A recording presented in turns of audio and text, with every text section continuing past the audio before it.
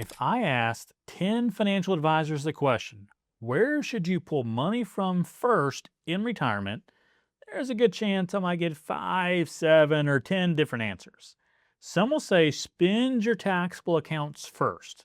Others will say leave your Roth IRA alone as long as possible. Some will tell you delay touching your IRA until you absolutely have to, with required minimum distributions forcing you to. Now, here's the problem. Every one of these answers can be completely wrong or completely right. Now, what we have to know is that the right withdrawal strategy isn't about which account can give you the lowest taxes in a one year. It's about how every withdrawal changes every other part of your retirement plan and impacts that lifetime income tax overall, not just over one year. So now we're talking about not just a snapshot of one thing, but your overall retirement plan, which impacts taxes, Social Security, Medicare premiums, your investment allocation and potential for growth, your legacy or your estate plan, and ultimately, key question in retirement is whether your money lasts. So today I'd like to show you the framework that we use with clients to decide exactly where retirement income should come from, and it's probably very different potentially from what you've heard before. And by the way, if you'd like help building this into your own retirement plan, there's a link in the description below of this video where you can schedule a call with our team at Cornerstone Wealth Planning at no cost. This is exactly what we help pre-retirees and retirees do every day. So most people think retirement withdrawals are simply about moving money from one account, investment account wise, to their checking account. That's not always that simple, and there's often always tax decisions to be made. Every withdrawal is a tax return waiting to happen. Let's just use an example. Imagine two retirees. Both are going to spend $100,000 this year. One could potentially pay almost no income tax or additional tax, while the other accidentally pushes themselves into a higher tax bracket. They increase the taxation of their Social Security, and they also may be raising the future year's Medicare premiums. This is the same spending, but obviously completely different overall outcomes. Why? Because they choose different accounts to draw from for these cash needs. That's why I almost never start by simply asking which account should we use. Instead, I ask what income gap are we trying to fill this year, and what's the most strategic account to use to fill the gap. Because retirement isn't about emptying accounts. It's about funding this income gap as efficiently as possible this year, next year, and for your lifetime. So first, we want to identify your guaranteed income. Think about your Social Security, pensions, maybe rental income, annuity income, anything that's a guaranteed lifetime income stream or it has strong consistency in the income. Next, we want to back out your ongoing expenses, and this will create for us one key term of calculating what is your income gap. Now we can intelligently decide which account is going to fill this income gap most efficiently.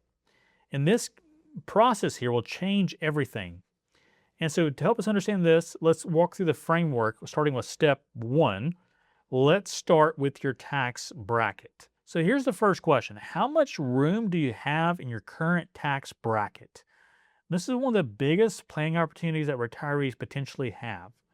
So now let's say your taxable income this year is much lower than normal. Now many retirees assume that's great, I'll just live off some cash this year.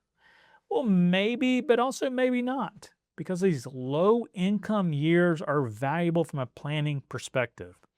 So sometimes they're going to be the perfect opportunity to intentionally pull money from your tax deferred accounts, your IRA, your 401k, those sort of accounts, even if you may not need it. Why? Because you could go ahead and pay today taxes at perhaps 12% instead of the future rates when your income is higher at 22, maybe 24% or higher levels in the future. Because this is before required minimum distributions begin. Maybe this is before Social Security starts. Maybe this is before the Medicare IRMA threshold become an issue for you. So the goal isn't avoiding taxes this year. The goal is to lower your taxes over your lifetime.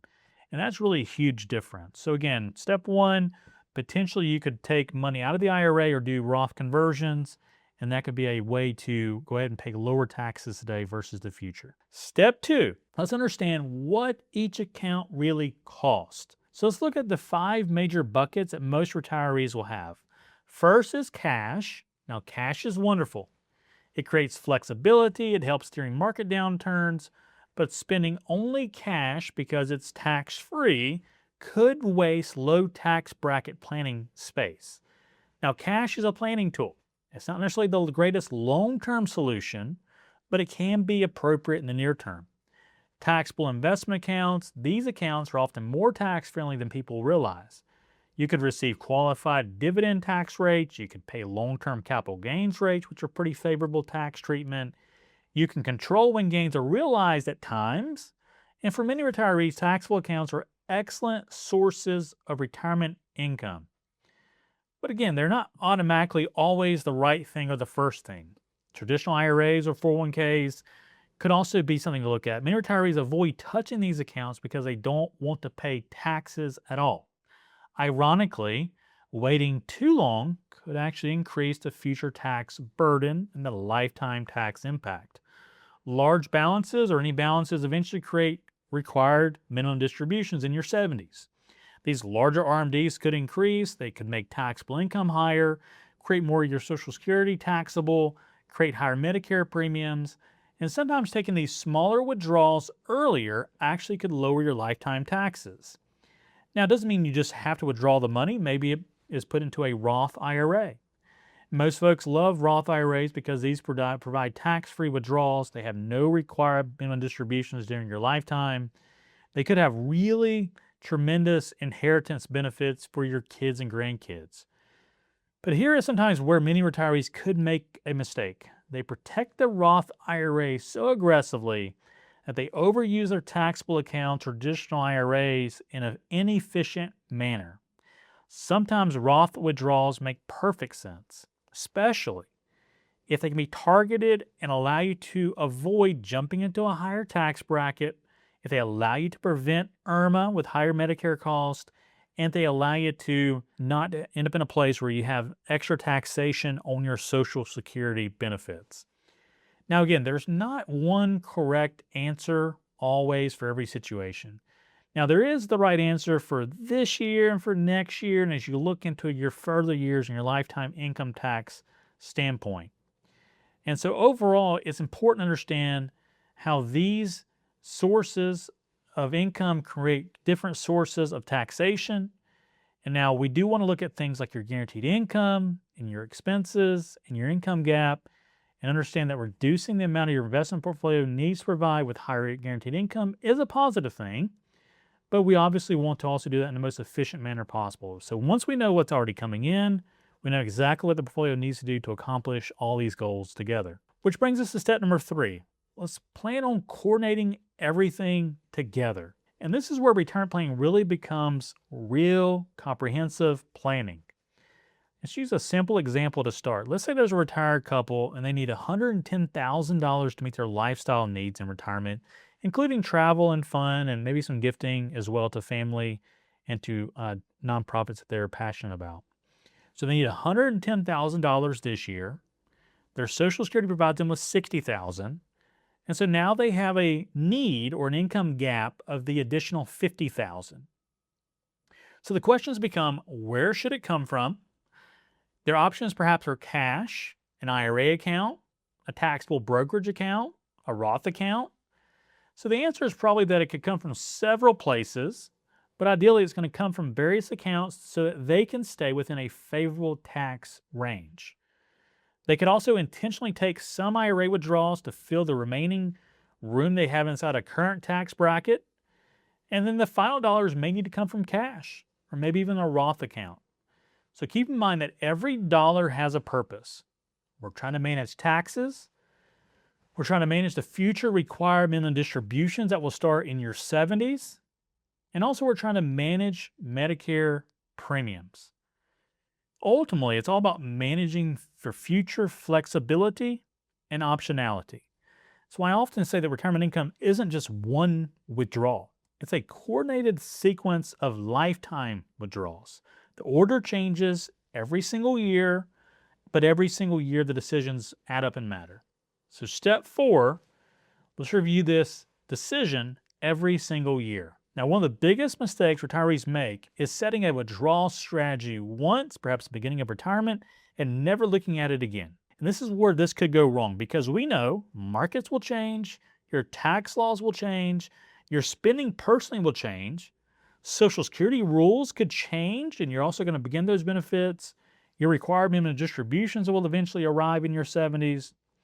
And unfortunately, we know things like tax brackets could shift dramatically. Your life may change with perhaps a spouse passing away, and your withdrawal strategy will continue to evolve. So the smartest retirees aren't following just one rule forever. They're adapting every single year. And that's exactly why we build comprehensive retirement income plans instead of simply recommending just investments.